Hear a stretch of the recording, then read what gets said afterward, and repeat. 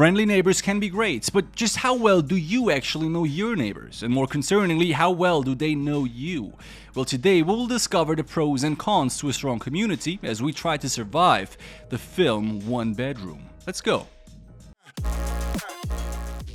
The movie begins with a young woman arriving at an open house for an apartment vacancy. This is Sarah, who left her hometown to try and start a new life in LA and live her dream as a costume designer.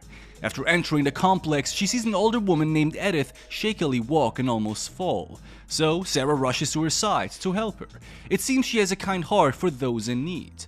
After this event, Sarah enters a one-bedroom apartment and starts looking around with all the other potential renters. Welcome to LA, I guess. Sarah is then interviewed by the apartment manager, Jerry. Everything seems to check out until he asks if she has any pets, to which she says, nope. However, in the very next scene, we see Sarah with her lovely cat, Giles. Guess she lied. Well, she actually gets selected for the apartment and smuggles her cat in along with the rest of her belongings. She runs into her new neighbor Brian, who invites her to a barbecue and then tries to help her with her things. Sarah turns down the assistance, however, to help keep her cat a secret. Later at the barbecue, Sarah meets with the rest of the neighborhood.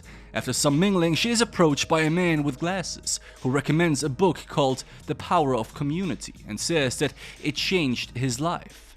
She politely declines though and goes to talk to Brian instead. He reveals that the main reason Sarah was accepted to get the apartment out of all the other potential renters was the fact that she helped Edith before.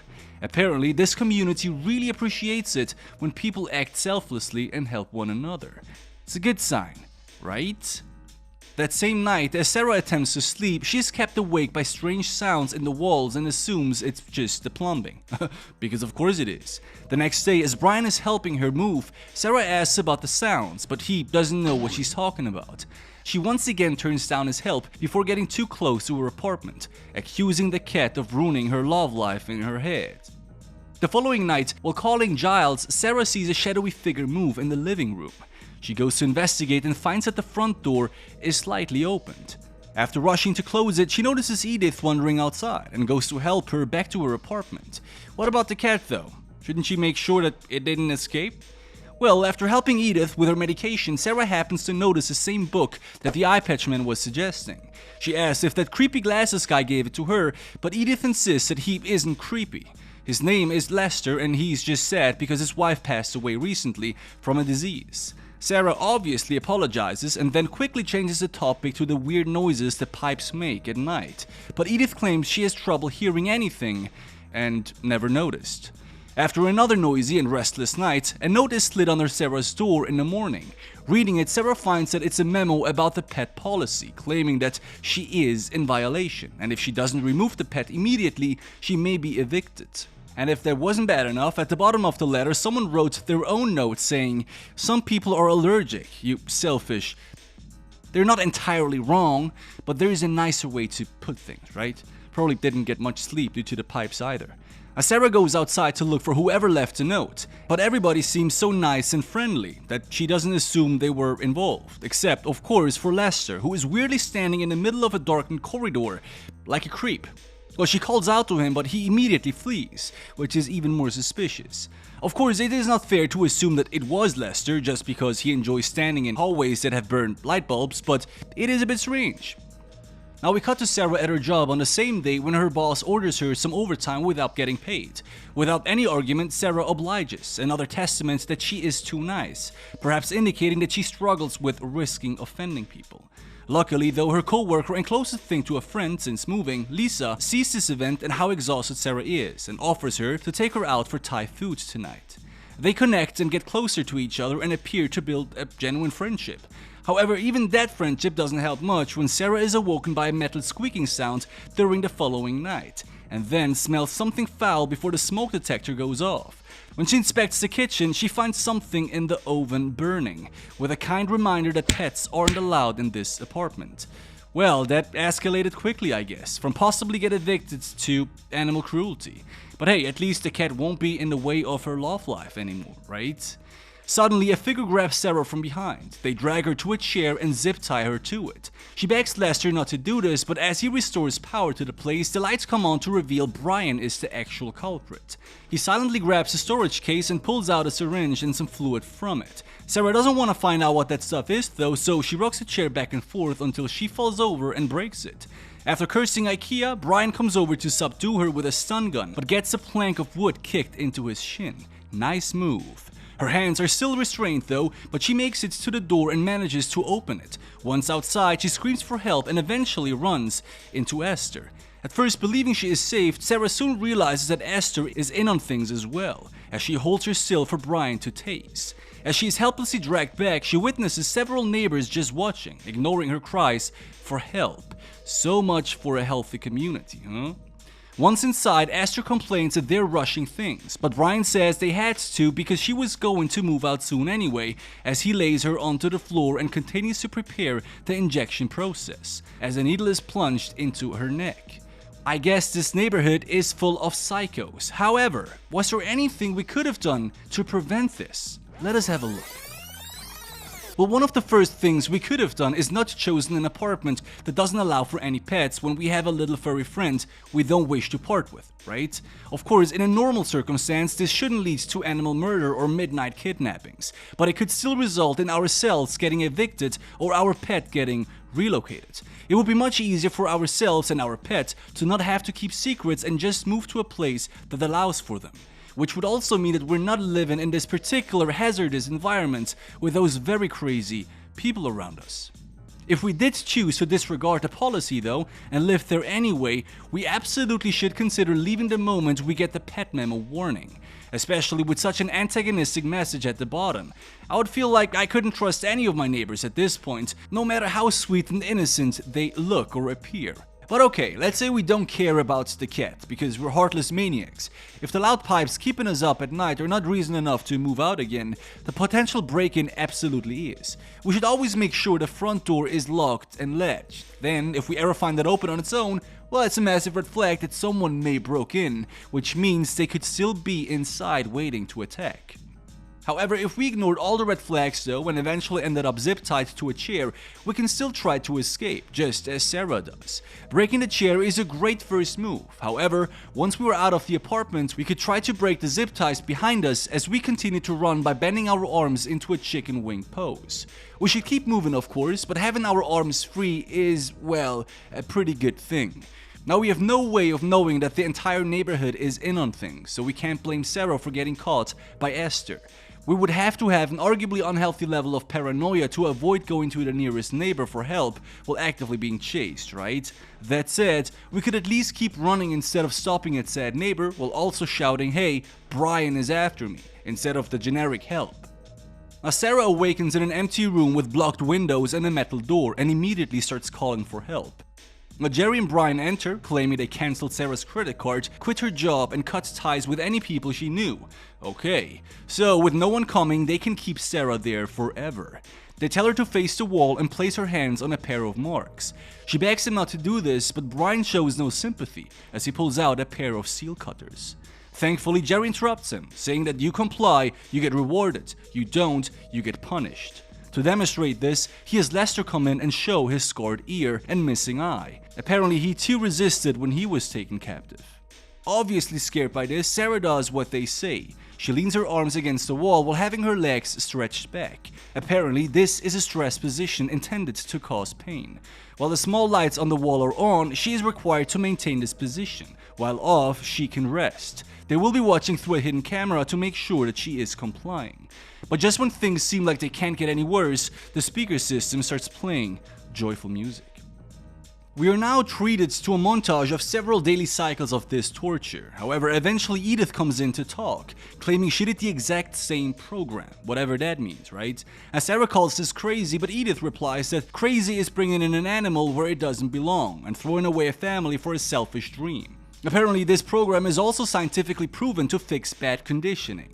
Eventually, Sarah can't take it anymore and collapses. Brian and Jerry storm in as Sarah begs for this to end. Jerry brandishes a handgun to make that happen, but Sarah isn't ready to die and gets back into position. Brian is kind enough to help Sarah to stay in position by nailing her hands to the wall. She tries to protest, but with the threat of death in front of her, she opts to getting her hands pierced instead. Sometime later, Sarah hears her dad talking from outside. He never believed their lies and came to rescue her. He pries off the wooden boards on the window and light pours into the room. Sarah rips her hands from the nails and turns to escape, only to realize that it was only a hallucination. Who would have known? She passes out after being at this for over a month. The next day, Sarah is about to continue her torture when the two men step in, congratulating her for finishing the program. Esther, who is a doctor, checks in on Sarah's hands and says that they will be fine, revealing that her own hands were nailed as well with no long-term damage. Well, good for you, lady. They lead Sarah to a room where they conduct a lie detector interview on her. They ask incredibly personal questions, from sexual preference to first sexual experience, claiming that a big rule in their community is no secrets whatsoever. Well, good for you guys, but how about I just move out? Further down the street maybe? Won't tell us so, promised. From here, we get another montage of Sarah getting accustomed to the neighborhood and learning what this cult preaches and practices. She starts reading their book, The Power of Community, written by a psychologist who believed all of society's vices come from selfishness and that we should all use conditioning to change ourselves and make the world a perfect single community. Never heard of communism, I guess, this guy. So this community, as we now know, focuses on caring for and supporting one another to be better than standard humans. Yeah, better people wouldn't kill innocent animals or torture and mutilate their members. While Jerry is talking about their philosophy and explaining they want to eventually share this with the world, we see him using a remote to unlock the front door of the complex. At another interview, Jerry asks if Sarah wants to be a part of the community. She answers yes, but the lie detector reveals her doubts. They ask her again, do you want to join? Yes or no? This time, however, Sarah answers with an honest "I don't know," which apparently is a good sign, as they promote her to camera duty. That's right, the community watches every room of every residence 24/7 to make sure they're open and honest. Yeah, no kidding. Sarah notices a camera that is even watching her and Brian as they work, and asks who is monitoring them. But Brian just says it's none of their business. But it kind of is, isn't it? If they're supposed to be open and honest as they claim, everyone should know exactly who is watching and why. The next day, Edith is resting in her bed as Sarah keeps her company. Soon, more neighbors pour into the room and Brian starts to give a heartfelt thankful speech about Edith. That's when Sarah sees that they're preparing to euthanize the woman. She tries to stop them, but Brian claims that she cannot contribute anymore and that it's not Sarah's role to take care for her. Edith is actually okay with this and says her own goodbyes before they continue to suffocate her. Okay. As Sarah is asked one more time if she wishes to join the community. Her answer this time is yes, and she is finally accepted. They guide her to the courtyard and Brian heats a metal symbol with a torch to brand Sarah behind her ear. Everyone rejoices as Brian shows he too has the burn mark behind his ear. This means we have an external way of identifying who is a part of the cult or not. Great thing to know. After they celebrate, Jerry announces Sarah's purpose in the group. He wants Sarah and Lester to be a couple. He thinks they will have wonderful kids for the future of the community. Sarah enters her new abode with Lester as he explains her old apartment is just for new candidates. He then attempts to guide her to the bedroom, but Jerry comes in with urgent news. Sarah's dad has actually shown up looking for her, and this time he's not a hallucination. To prevent being discovered, however, they offer Sarah the chance to instead make him leave and never come back. Sarah does this by verbally insulting her father and reminding him of his past mistakes, despite him trying desperately to apologize and care for her. Eventually, this leads to him slapping her in the face and her kicking him out for good. Back at Lester's apartment, he once again guides her to the bedroom, but it's to show Sarah that he converted his closet into a sewing space for her costume designing. He does at least seem to genuinely care for her. Lester reveals that he wanted to escape or kill himself when first living here, but his wife saved him, teaching him to make the best of things. She sits next to him and comforts Lester after hearing this, accepting her situation and making the best of it herself. So I guess she's a cult member now, but was there any other way for her? Let's revisit for a second. As first stated in our 200 Degrees video that I've linked below, after waking from being kidnapped, remember that the culprits are likely nearby. We are left alive because they want something from us, and letting them know that we are awake will have them come back and get that something. This is proven here when they enter moments after Sarah shouts. Instead, we should use this valuable time where we are awake without anyone knowing to search our surroundings for any structural weaknesses or anything that could be used as a tool or weapon. As for actually going through the torture, we need to remind ourselves continuously what we're fighting for and why, focusing on it with a mantra or mark. This will help us maintain our sanity and physical strength to endure the suffering. Once through the treatment, assuming we still have our wits about us, our first goal should be to escape, of course. There should be more than one way into a complex this big, but if we find that there isn't or they are blocked, we at least know for certain Jerry has a key.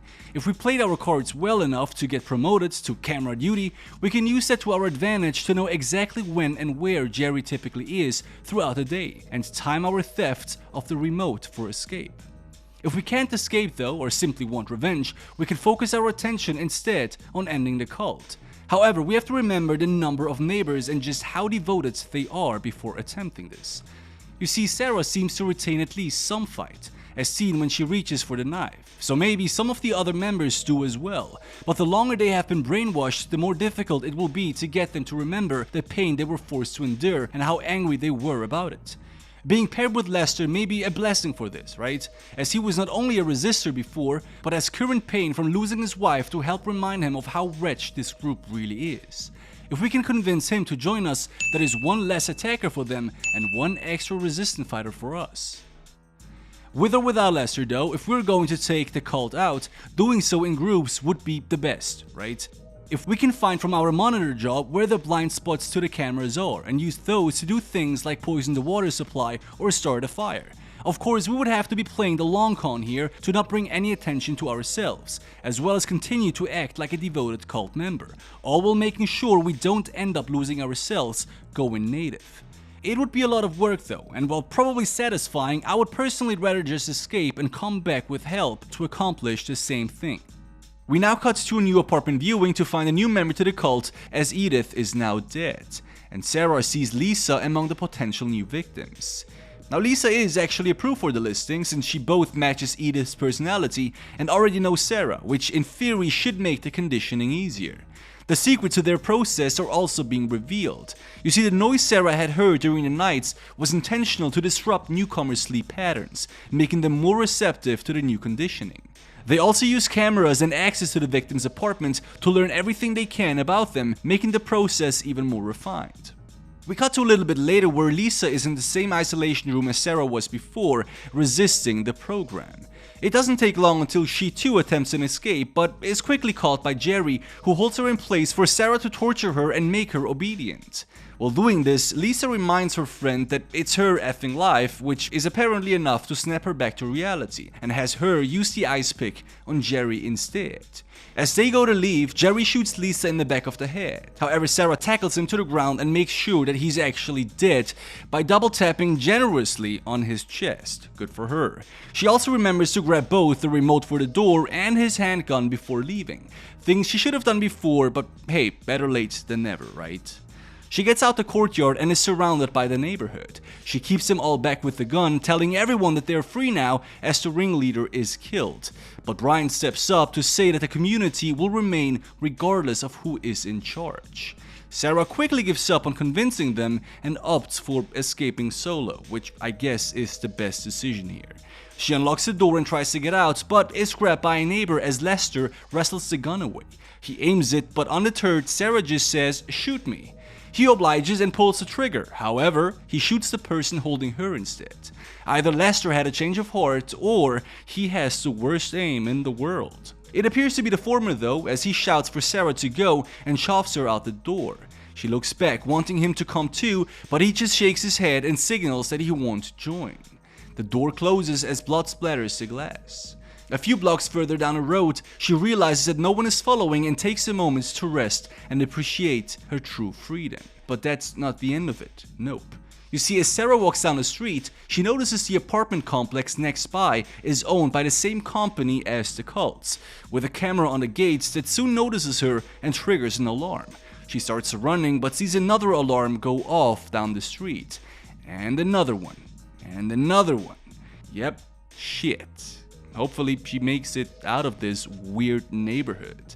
And that's basically this movie, my friends. So The lesson here is that community can be wonderful and powerful. However, this film, as well as George Orwell's Animal Farm, clearly show that humans are easily corrupted by power. So maybe you just stick to yourself.